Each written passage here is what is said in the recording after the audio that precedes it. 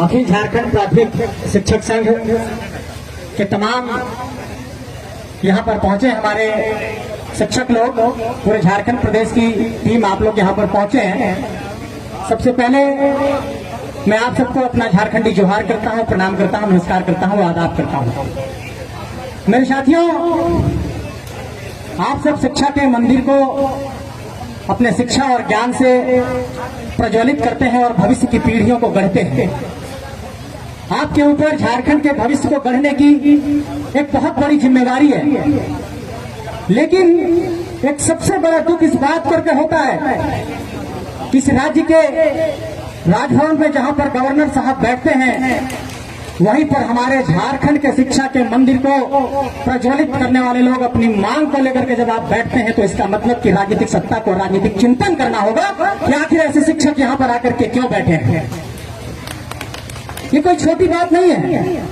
लोकतांत्रिक व्यवस्था में हम लड़ाई लड़ते हैं, अपनी मांगों को रखते हैं, राजनीतिक सत्ता से अपनी बातों को कहते हैं, लेकिन ये बहुत गहन चिंता का विषय है। क्या झारखंड के अंदर झारखंड प्राथमिक शिक्षक संघ के लोग एमएससीपी की मांग कर रहे हैं, ये बात कह रहे हैं कि अंतर जिला का स्थानांतरण बहाल करो, ये कहते हैं कि रिपोर्टिंग का हमारा बोझ कम करो, ये कहते हैं कि जो भी विसंगतियां हमारे वेतन में उसको दूर करो, छठे वेतनमान को सही से लागू करो।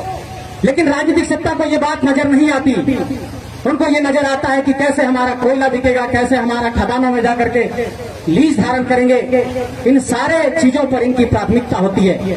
मैं इस बात को अपने बुने दिल की गहराइयों से कहना चाहता हूं आप सबको कि इस पूरे राज्य के भीतर पिछले 3-3.5 साल में हम लोग लड़ाई इन्हीं सब विषयों की लड़ रहे हैं, और इस बात को हम लोगों ने महसूस किया है कि आज के दौर में, इस 21वीं सदी के दौर में, 2024 के इस दौर में झारखंड को एक गंभीर राजनीतिक चिंतन की जरूरत है। झारखंड को एक गंभीर राजनीतिक तौर पर एक गंभीर राजनीतिक नेतृत्व कौशल की जरूरत है। झारखंड को एक नए राजनीतिक तौर पर एक समाधान की जरूरत है। इस राज्य के भीतर ना नियुक्तियां सही से हो रही है, जो नियुक्त हुए ना ही उनको सही से लाभ मिल रहा है। चाहे यहाँ पर पारा शिक्षकों की बात हो, चाहे आंगनबाड़ी की बात हो, चाहे प्राथमिक शिक्षक की बात हो, चाहे शिक्षक नियुक्ति की बात हो, चाहे यहाँ पर स्थानीयता की बात हो, नियोजन की बात हो, विस्थापन की बात हो, पुनर्वास की बात हो, चाहे झारखंड के तमाम से जेएसएससी सीजीएल में नियुक्ति की बात हो, जेपीएससी की बात हो, शिक्षक नियुक्ति की बात हो, सभी जगह पर कहीं पर पेपर लीक होता है, कहीं पर नियुक्तियों में विसंगति है, कहीं पर वेतनमान में विसंगति है।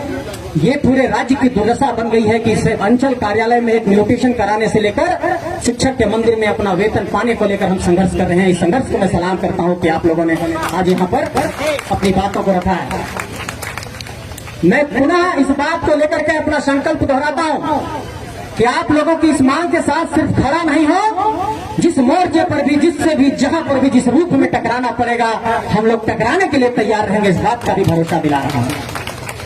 हमारे साथियों को जेल में डाला गया, हम लोगों पर कई एफआईआर किए गए, हमारे साथियों पर तमाम तरह के एफआईआर लॉन्च किए गए। उसके बावजूद भी झारखंड में हम लोगों ने एक नए राजनीतिक विकल्प देने की कोशिश की। झारखंडी जनमानस ने साथ दिया।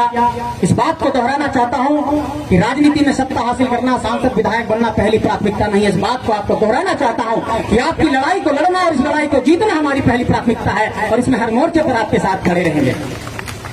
अंत में आप सबसे यही कहना चाहता हूं कि आज आप लोग यहाँ पर आमरण अनशन पर बैठे हैं, धरना प्रदर्शन करने आए हैं, और मुझे लगता है मैं बहुत ही चिल्ला करके, चीख करके राजनीतिक सत्ता को मैं कहना चाहता हूं, राज्य के मुखिया से यह कहना चाहता हूं कि अगर आपके अंदर जरा से भी संवेदना है, अगर आपके अंदर इस बात को लेकर जरा भी राजनीतिक चेतना है, तो आपको इस बात पर चिंतन करना होगा कि इस राज्य के प्राथमिक शिक्षक यहाँ पर क्यों बैठे हैं, और इसकी मांग को आज शाम तक आपको पूरा करना होगा। इनको आमरण अनशन ना करना पड़े, इस बात पर आपको चिंता करना होगा।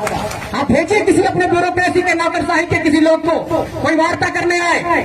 सहायक पुलिसकर्मी बैठे हैं आपके ही बगल में, झारखंड राज्य दफादार, चौकीदार, पंचायत द्वारा यहाँ भी लोग अनिश्चितकालीन धरने पर बैठे हैं। मैं ये सवाल पूछना चाहता हूँ कि इस राज्य की हालात ऐसा क्यों हुआ है कि पुलिस बैठा हुआ है धरना पे, शिक्षक बैठे हुए हैं धरना पे, चौकीदार बैठे हुए हैं धरना पे, पंचायत सचिव यहाँ पर आंदोलन करते हैं, उसके बाद उनको नियुक्तियां मिलती है। ये सवाल तो राजनीतिक सत्ता को सोचना पड़ेगा, चिंतन तो करना पड़ेगा कि इस राज्य के भीतर इतनी अराजक परिस्थितियां क्यों जन्म ली है।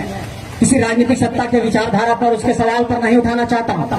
उसकी विचारधारा पर कोई सवाल नहीं है, लेकिन लोकतांत्रिक सत्ता में जब आप बैठते हैं आपकी कार्यशैली का जनता मूल्यांकन करती है, और इस मूल्यांकन में हम ये पाते हैं कि आप कहीं ना कहीं फेल साबित हुए हैं। कि किसी को गिराने की, किसी को उठाने की, किसी की आलोचना करने की बात नहीं है, ये तथ्यात्मक बात है कि इस राज्य के भीतर नीतियों के आधार पर जिस तरीके से काम होना चाहिए था, इस राज्य के भीतर जिस तरीके से शिक्षकों पर, शिक्षा के स्तर पर काम होना चाहिए था, वो नहीं हुआ। आज के तारीख में आप लोग प्राथमिक शिक्षक संघ के लोग पूरे रिपोर्टिंग में आप लोगों का दिन रात समय बर्बाद कर दिया जाता है।